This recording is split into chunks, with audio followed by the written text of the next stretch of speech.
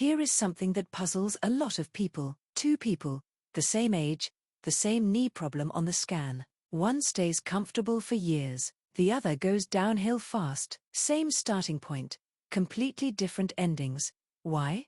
It comes down to three things: how well you heal, how fast the problem moves, and how carefully you look after the knee. The first two, you are partly born with.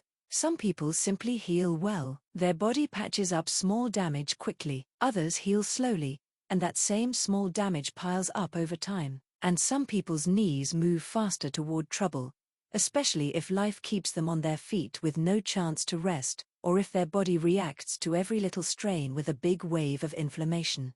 Now, you might have heard a scary phrase from your doctor: rapid or accelerated arthritis. It sounds like a special aggressive disease. It is not. It is the same ordinary wear and tear, just pushed past a limit, usually all at once. Think of it this way: every knee has a cushion of reserve, a buffer.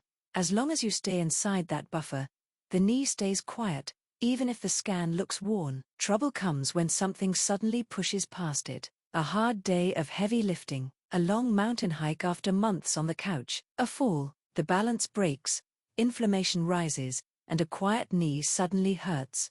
So when your knee is called arthritic, what it really means is this: your buffer has gotten thinner. Your knee is now easier to upset than a young one. That sounds discouraging, but here is the important part. A thin buffer is a warning, not a sentence.